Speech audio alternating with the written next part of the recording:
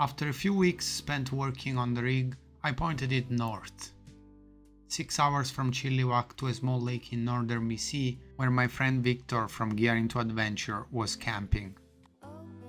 4 of those hours were boring, easy highway. The last 2 were dirt, rock, and a good amount of guesswork. I had his coordinates, but not the exact route. Starlink messages were waiting unanswered in the ether. I wandered through the trails, some of them tight, while the 12-foot camper was being combed by the trees, leaving fresh branch marks, kind of a trail tattoo on the gel coat. Good reminder of scale and humility. Eventually I got a message back, turn here. I reversed my course, broke out of the trees, and there he was. The lake was like glass. The loon calls were rippling across the water. An eagle was waiting high on a tree for the right moment to hunt, and a scatter of smaller birds were chirping along the reeds. A place remote enough that the only traffic was wind and wings. The mission was simple: test the rig capabilities of grid. Real miles, real weather, real power draws. But I never traveled without cameras, and this place begged to be filmed. Argo, my German Shepherd dog, and I stayed 6 days, through rain, low clouds, and clear sun breaks. Perfect conditions to see what the vehicle could handle, though not always ideal for stills and video. Almost 600 amp-hour of lithium batteries, roof solar, and a fully charged EcoFlow River 2 Pro carried the load.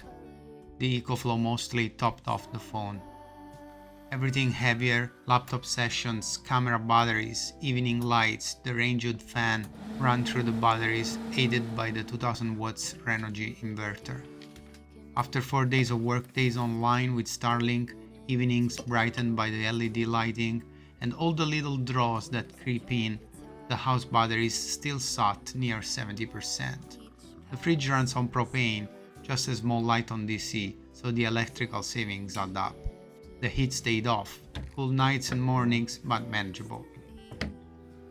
If the heater fan comes on, I have to consider an extra 20% of electricity usage. Good to know. The lake gave more than data. An exceptional view accompanied by morning coffee ejecting steam in the cold air. Birds calls at first and last light. Peaceful sunsets with extraordinary color. On clear evenings we took Victor's small boat out to fish trouts. Occasionally I borrowed it to shoot stills and footage from the water. I loved it. The minute I got home, I bought one of the same ones. Years of building expedition rigs show up in the smallest wins, short punch list, easy fixes.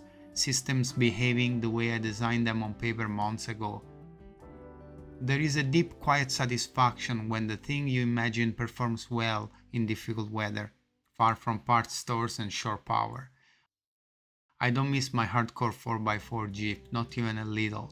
This rig is an adventure work machine, a cabin on wheels with signals and lights, and with my fall photography season coming, my favorite stretch of the year, I'm ready to point it toward the next patch of map, where the roads thin, the birds outsing the traffic, and the batteries get another chance to prove themselves.